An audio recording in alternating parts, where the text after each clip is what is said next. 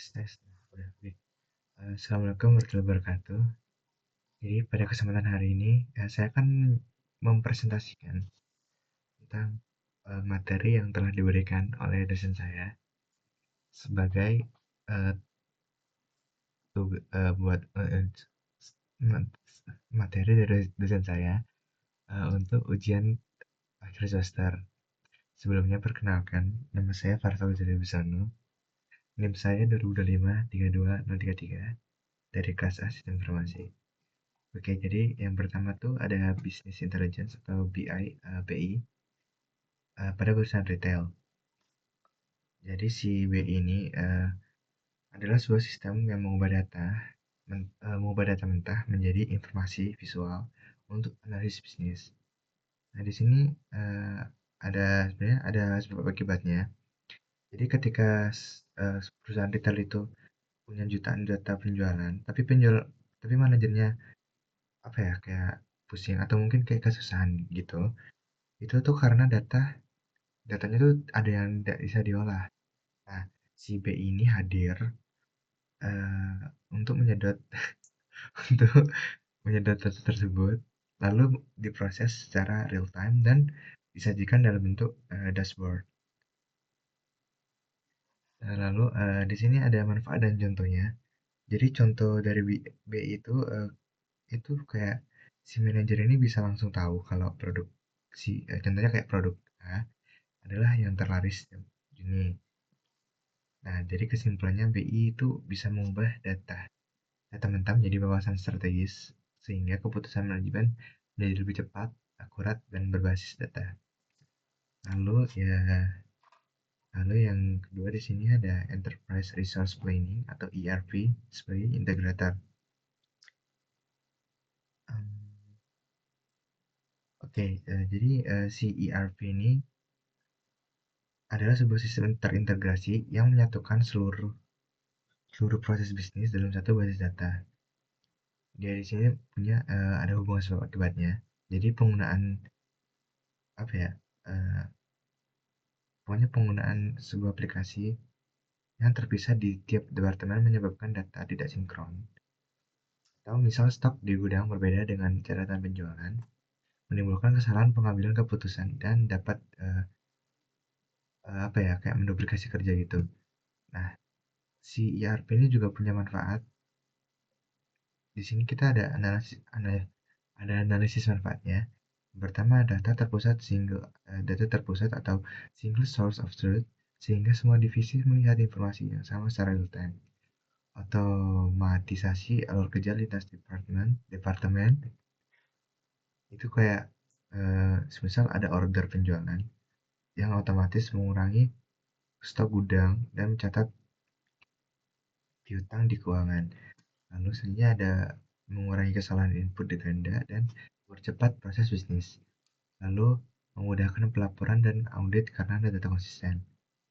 Kesimpulannya, ERP menjadi tulang punggung integrasi proses bisnis, meningkatkan efisiensi operasional, dan menghasilkan informasi yang akurat serta konsisten antar divisi. Lalu di sini ada Knowledge Management System atau KMS. Jadi divisi KMS itu adalah sistem yang mendukung proses penciptaan, penyimpanan, pengelolaan, dan penyebaran pengetahuan, baik tacit maupun eksplisit dalam organisasi. Ya, iya dalam organisasi. Lalu hubungan sebab akibatnya.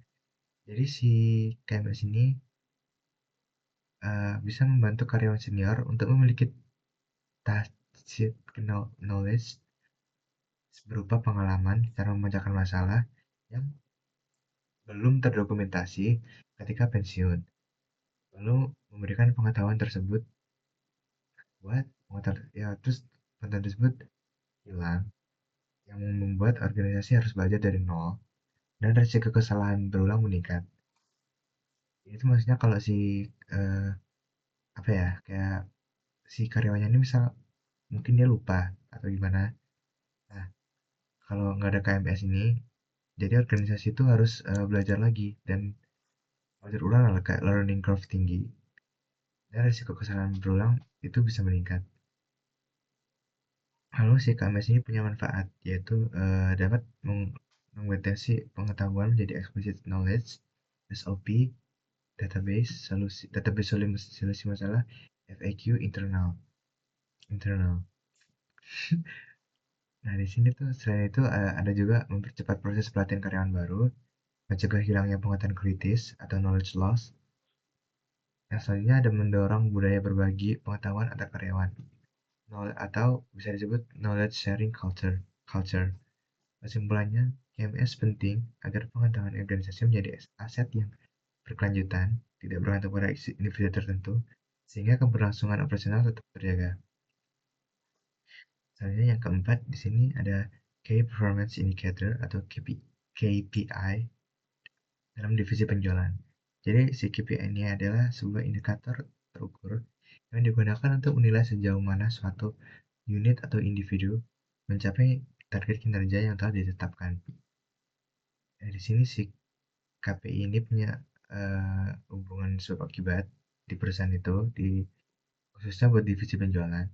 Jadi tanpa KPI, penilaian kinerja itu bisa bersifat subjektif, alias jadinya kayak sulit membandingkan pencapaian antar periode dan atau antar tim. Nah, karena itu tuh apa ya, kayak jadinya evaluasi dan insentif menjadi tidak nggak adil dan nggak terarah. Nah, jadi di sini ada tiga contoh KPI divisi penjualan. Yang pertama ada sales growth rate atau apa ya, rate itu apa sih namanya, rating kayak penjualan lah, kayak perkembangan penjualan gitu. Sales growth itu adalah persentase pertumbuhan di sini tuh gunanya buat memantau persentase pertumbuhan penjualan dibanding bulan sebelumnya. Contohnya, lalu ada conversion rate.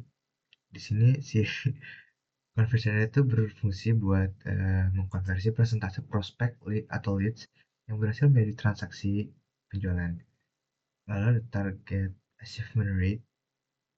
Di sini dia berfungsi buat melihat persentase pencapaian target penjualan terhadap target yang telah ditetapkan oleh perusahaan. Jadi kesimpulannya si KPI ini memberikan tolak ukur. Ini harus tolak anjir. Tolak ukur objektif bagi manajemen untuk memantau, mengevaluasi, dan memperbaiki kinerja divisi penjualan secara berkelanjutan. Lalu yang kelima ada balance scorecard atau BSC. Definisi BSC sendiri adalah metode pengukuran kinerja organisasi yang tidak hanya berdasarkan aspek keuangan, tapi juga aspek non-finansial melalui 4 perspektif. Jadi di sini perusahaan itu nggak bisa hanya ngandalin indikator finansial karena laporan keuangan fokus pada masa lalu atau lagging indicator dan mengabaikan faktor penurun nilai jangka panjang seperti kepuasan pelanggan dan efisiensi. Biasanya juga membantu buat menyeimbangkan metrik keuangan dengan operasional melalui 4 perspektif. Yang pertama ada perspektif keuangan atau financial. Bagaimana? Nah, itu Kak, kalau ada yang tanya kayak bagaimana kita dilihat oleh pemegang saham. Nah, jadi ini bisa fokus ke probabilitas ROI dan pertumbuhan pendapatan. Perspektif pelanggan dari customer itu bisa fokus pada populasi pelanggan, retensi, dan pangsa pasar. Lalu di sini yang ketiga perspektif bisnis internal atau internal business process. Di sini kalian bisa fokus pada efisiensi operasional, kualitas produk, dan pengurangan cacat. Lalu selanjutnya ada perspektif pembelajaran dan pertumbuhan atau bisa disebut sebagai learning and growth. Bisa fokus saja pada pelatihan karyawan, budaya kerja, dan pembaruan IT. Aduh, ya, lalu selanjutnya ada nomor 6. Di sini ada supply chain management atau SCM. Definisi SCM adalah pengelolaan aliran barang, informasi, dan keuangan mulai dari pemasok hingga ke konsumen akhir secara terintegrasi. Analisis di sini SCM punya beberapa manfaat. Di antaranya adalah integrasi informasi real time dengan pemasok memungkinkan pemantauan status pengiriman. Lalu selanjutnya ada perencanaan kebutuhan bahan atau demand planning lebih akurat sehingga mengurangi risiko keterlambatan. Lalu ada kolaborasi dengan multiple supplier, itu berfungsi buat mengurangi ketergantungan pada satu pemasok. Dan yang terakhir di sini ada mempercepat siklus pemesanan hingga pengiriman atau lead time dan meningkatkan kepuasan pelanggan. Kesimpulannya SCM membantu menciptakan aliran rantai pasok yang efisien dan responsif sehingga risiko terlambat dapat diminimalkan dan layanan ke pelanggan itu bisa meningkat. Lalu yang nomor 7 di sini ada blue wave effect. Definisi blue wave effect adalah sebuah fenomena distorsi sebuah informasi permintaan yang semakin membesar ketika bergerak dari konsumen menuju hulu rantai pasok. Di sini itu seperti kayak dari retailer ke distributor dan lalu ke produsen. Penyebabnya tuh biasanya penyebabnya penyebab akibatnya tuh biasanya antaranya tuh prediksi permintaan yang berlebihan, overestimasi tanpa adanya data historis akurat, lalu pemesanan dalam jumlah besar untuk mengantisipasi lonjakan yang ternyata tidak terjadi, lalu kurangnya komunikasi atau informasi real time antara minimarket dan pemasok, dan yang terakhir, efek ini menyebabkan penumpukan stok atau overstock, biaya pemesanan meningkat, dan risiko barang bisa kadaluarsa atau rusak.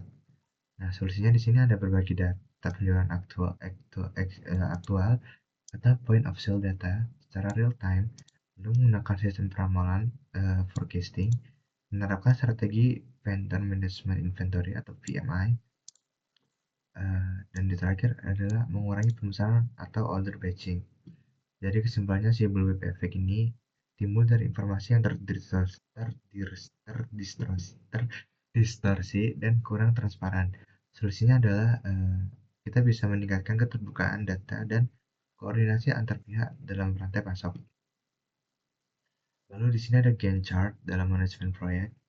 Fungsi si Gantt chart ini sebagai grafik batang horizontal uh, untuk alat visualisasi jadwal proyek.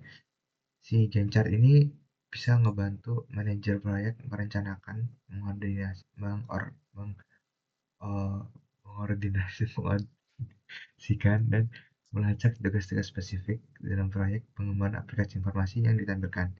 Contohnya itu seperti kayak daftar tugas atau kegiatan di sumber vertikal. Contohnya tuh kayak ini analisis kebutuhan desain UI, coding dan testing. Lalu ada di garis waktu seperti hari, minggu atau bulan. Selanjutnya ada durasi setiap tugas, panjang panjang batang ininya, apa sih namanya grafisnya. Lalu ketergantungan tugas atau task dependencies, seperti contohnya kayak testing yang nggak bisa dimulai sebelum coding selesai. Lalu penanggung jawab sebagai penanggung jawab person atau person in charge untuk setiap tugas. Lalu nomor 9 ada Human Resource Information System atau HRIS.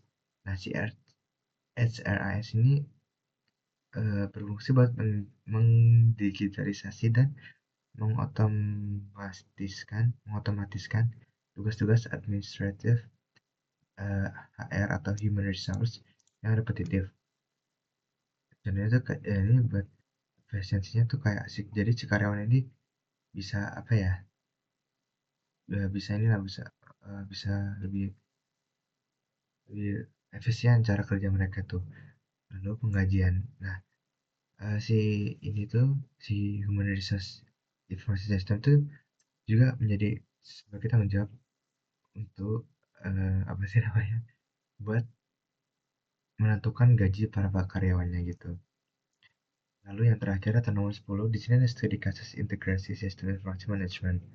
Untuk perusahaan distribusi dengan masalah multi-sektor, solusi sistem yang dirancang harus menggunakan pendekatan terpadu. Contohnya seperti menggunakan Enterprise Resource Planning atau ERP yang berfungsi menjadi tulang punggung atau inti sistem yang mengintegrasikan departemen pengadaan, gudang, dan keuangan. Lalu si ERP ini punya manfaat untuk menyelesaikan masalah seperti kayak data yang nggak bisa diintegrasi. Semua departemen beroperasi dengan satu basis data yang sama. Lalu di sini ada supply chain management atau SCM. Si SCM ini berfungsi untuk mengintegrasi ERP, terintegrasi dengan ERP untuk modul logistik dan manajemen inventaris. Nah, si dua ini, si ERP sama SCM ini, itu melakukan peramulan permintaan atau demand forecasting dalam otomasi titik pemesanan ulang atau di order point. Si mereka berdua ini punya manfaat, yaitu menyelesaikan masalah dengan memastikan pengadaan barang selaras dengan tren permintaan historis dan proses gudang. Lalu yang ketiga adalah Customer Relationship Management atau CRM. Fungsinya ini buat sebagai sebuah modul untuk mencatat dan menangani ticketing, keluhan pelanggan, melacak riwayat transaksi pelanggan, dan manajemen kepuasan. Terus punya manfaat menyelesaikan masalah keluhan pelanggan dengan memberikan respon yang lebih cepat, melacak trennya. Lalu di sini yang terakhir, which is Business Intelligence atau BI. Nah, fungsi BI ini buat menarik data dari tadi lagi dari poin-poinnya tadi kayak CERP, SEL, dan CRM untuk ditampilkan dalam bentuk dashboard eksekutif. Nah, si BI ini punya manfaat buat menyelesaikan masalah dari kayak pimpinan sih biasanya, kayak melihat metrik kinerja yang seluruh divisi secara visual dan real time untuk mengambil keputusan strategis. Oke, cukup segitu saja dari saya. Terima kasih. Assalamualaikum warahmatullahi wabarakatuh.